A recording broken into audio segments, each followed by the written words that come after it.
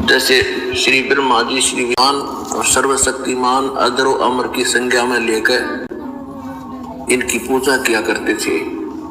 ये परमात्मा जी श्री शिव जी को आप भगवान नहीं है, और जो इनकी भक्ति करते हैं उनका मोक्ष कभी नहीं हो सकता।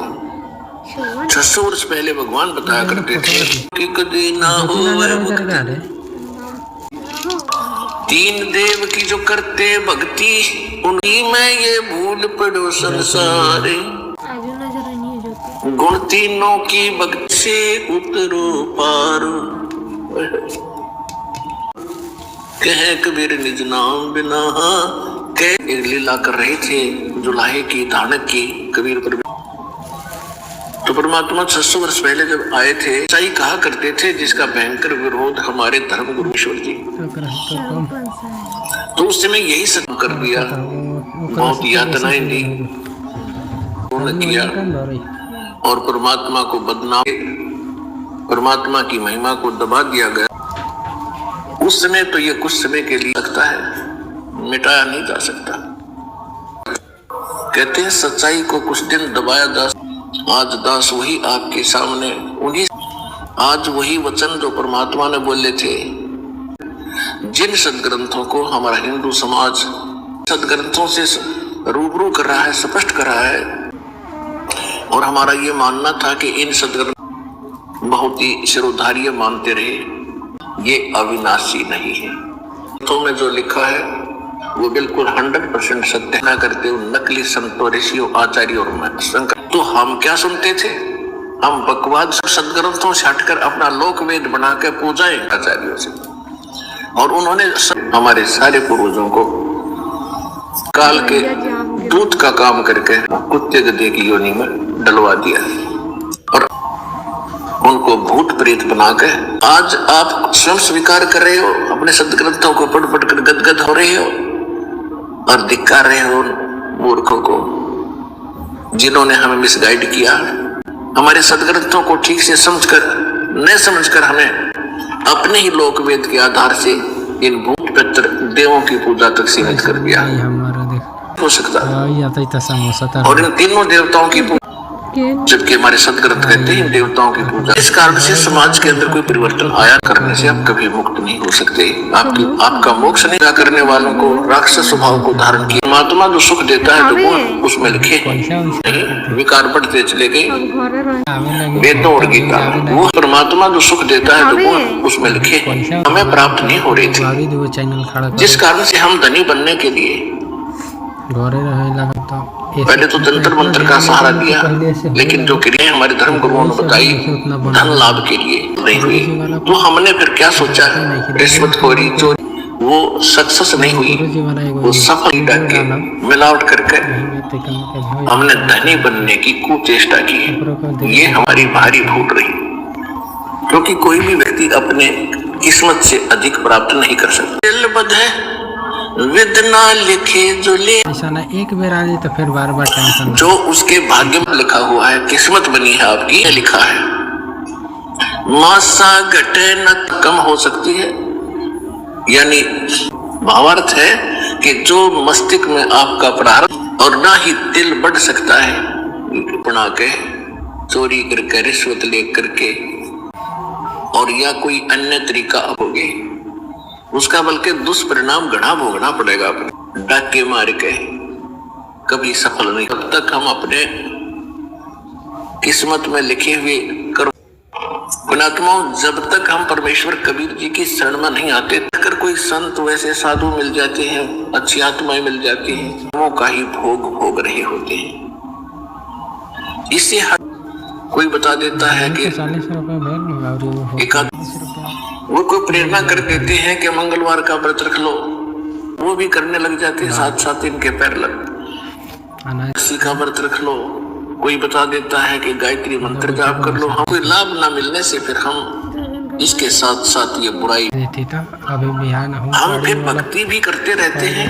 उससे श्वासों को हम व्यर्थ करके चले जाते हैं। अपने मूल पूंजी इस मनुष्य जीवन के धन को न जाने कितने युगों तक भटकते रहते हैं, और फिर 84 लाख प्रकार के शरीरों में प्राणियों में हजबाज फिर मिलता है। बुध के दिन और यही डले फिर लगातार फिर कभी मनुष्य जीवन का दाव लगता है तो फिर यही इसी कारण से स्वर्ग में चले गए, स्वर्ग में अपने फिर मर जाते हैं। कोई थोड़े बहुत पुण्य हो गए होके आए हैं नरक के अंदर 10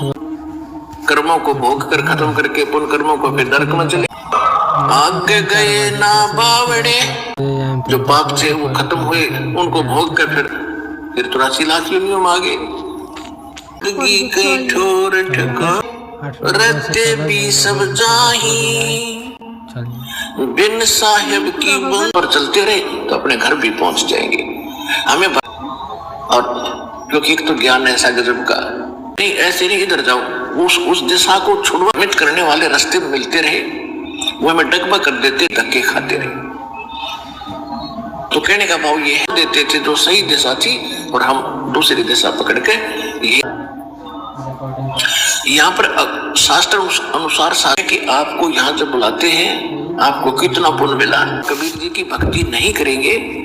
साहिब की भक्ति कराई जाती है। और जब तक हम इस परमात्मा जैसे जैसे आप पुण्यों के आधार से स्वर्ग गए और स्वर्ग के पुण्य नहीं करेंगे तो कहीं हमारा ठोर ठिकाना नहीं। आपकी कोई नहीं पूछता कब मरोगे, आपका समय पूरा हुआ, आपके खत्म हुए तो वहां से धक्का दे दिया जाता, जैसे यहाँ मृत्यु होती है आपकी तुरंत वहीं से ऑफ कर दी जाएगी बटन, बिना पूछे फिर वो खाली खोखा पड़ा रहेगा फिर मोबाइल तो इस समय समाप्त हो जाएगा, आपके पैसे खत्म हो जाएंगे तो वहीं से ऑफ कर दी। प्रकार भगवान वहां से आपका रेंज चलती है। जब आपके वहां से धक्का मारा चलो नरक में, नरक के समय पूरा किया फिर मिट्टी न ठाई फिर यो कितना है। तो कहने का भाव ये है कि उन स्वर्ग में खाए वहां समय पूरा हुआ फिर कुत्ता बनो, कुत्ते का समय फिर चलो पृथ्वी पर गधा बनो, गधे का, और फिर ऐसे सब कुछ भोग भाग के पूरा हुआ चलो सुअर बनो। गई तुम्हारी दादे परदादे कहते पहले, और जो शेष बचे उन्होंने भी ऐसे ही एक दिन सबने चला जाना है। उन्होंने तो आकर बताया नहीं कि उनके साथ क्या बना। साहिब जी भगवान से प्राप्त उस ज्ञान के आधार से हमें सतर्क करना चाहते हैं और परमात्मा की प्यारी आत्मा गरीबदास। अब जैसे मनुष्य जीवन में आप के बिन साहिब की बंदगी की ठोर ठिकाना ना, आप स्वर्ग में चले गए, वहां अपने पुण्यों को ने कोई पुण्य भी कर लिए, कोई मंत्रों का जाप भी कर लिया, तो उन पुण्यों के आधार से आप पहुंच जाओगे जिस भी इष्ट की उपासना की। आप किसी तरह बरतो, किसी तरह खर्चो, तो आपको मनुष्य जीवन मिलते को उस समय इतना चारद कर दिया। तो प्रसन्न दोस्तों आज 12 बजे के करीब हम आ रहे थे, फिर संभाल लिया एंड समय पर कराए जा रहे हैं अकॉर्डिंग टू द सदग्रंथ करा रहे हैं। मेरे घर पे एक भैया है, आपसे कितने पुण्य और विधि भरा धीरे धीरे बिल्कुल बहुत स्लोली हो रहा है, और उसके बाद भी आपका उपलब्ध हुए थे। बाकी अन्य जो को अब गिलास के गिलास पिलाए जा रहे हैं, फिर आ गया फिर मनुष्य बनो, क्योंकि ये अपने पूर्व जन्म के संस्कारी हैं और दुर्भाग्य तो मिले ही मिलेगा। और उसमें फिर हम यही डले फिर ढोएंगे, क्योंकि एक परमात्मा ने दया कर रखी है कि सब एक मनुष्य अल्लाह खुदा, वो कौन है वो राम, ज्ञान नहीं हमारे पास, तो ये चलो चलो मिटेगी। एक रति नहीं भारे सतगुरु पुरुष अनंत कोट ब्रह्मांड का, नानक तारे दादू को उपदेश दिया, जात जुला कबीर है ये कुल के सिर दिनहार। हम सुल्तान साहिब गरीबदास जी उस साहिब की बंदगी के लिए प्रेरणा, हाँ भेद न पाया वो काशी मोहे कबीर हुआ, वो है वो परमात्मा। उस कबीर भगवान की तरफ ये संकेत है कि बिन साहिब प्रेरित करे उस अकाल मूर्त शब्द स्वरूपी राम पता है कि आप कितने भूखे और कितने नर की बंदगी की ठोर ठिकाना ना। प्रसंग जो शेष हो जाते हैं धन हो गए भक्ति धन के उठाई जाती है। आपको प्रथम मंत्र दिया जाता है, प्राप्त करके भी यदि किसी की मृत्यु हो जाती है और प्रथम मंत्र ही मनुष्य जीवन मिलेगा, चाहे उसने एक मंत्र उसको तुरंत ही आपको ये बताना चाहता हूँ कि ऐसा भी है जाप कर्या होते दास उपदेश दे बीच उग गया वो बू गया ये हो जाता है किसी के साथ तो समझ लो वो जुड़ गया भगवान से, उसके अंदर भक्ति उसका मिल जाएगा। 10 महीने में फिर आ लेगा सुथरा कमीज पहनकर और वो फिर चलेगा तो अगला जन्म तुरंत क्रिया पुरुष। तो इसलिए जो भक्त यहाँ आ रहे हैं बढ़िया चोला पहन के, लड़का या लड़की, इसका कारण भले ही कोई कष्ट कोई चाहे वो दुख उनके यहाँ आने का या कोई अन्य कारण है, कोई रोग है, तो उनके लिए वो कोई कष्ट है, संकट है, ये अलग बात है कि आपका कद समझ में आवे वो वरदान सिद्ध होगा। अब वो शिष्य जो ये दास बता रहा है सही है, क्योंकि जिसको नाद के शिष्य यानी बच्चे पुत्र पुत्री बच्चे होते हैं वचन के, जिन्होंने इस दास से दीक्षा ले ली वो इस दास के वचन के पुत्र, जो भी इस दास से उपदेश ले चुका है उनकी आयु कैसी है पुत्र पुत्री होगी और ये कोई 15 वर्ष से कोई 20 वर्ष से, क्योंकि सन 1994 यहाँ पर कोई तो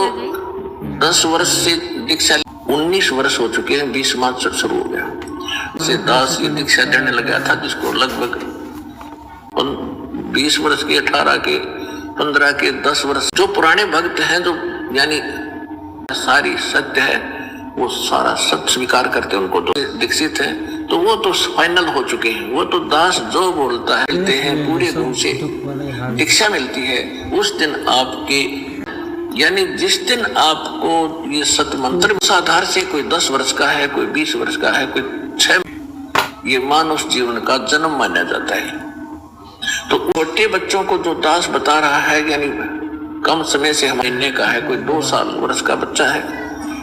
तो को जो दास ये कथा बता रहा है, ये विधान बता रहा है, बेसिक हमारे से जुड़े हुए हैं, वो छोटी उम्र के बच्चे हैं, तो उन नहीं आ रही, लेकिन उनके हृदय में इतना अवश्य उनको ये बात अभी समझ में है कि गुरु जी जो कह रहे हैं ये गलत नहीं हो सकता।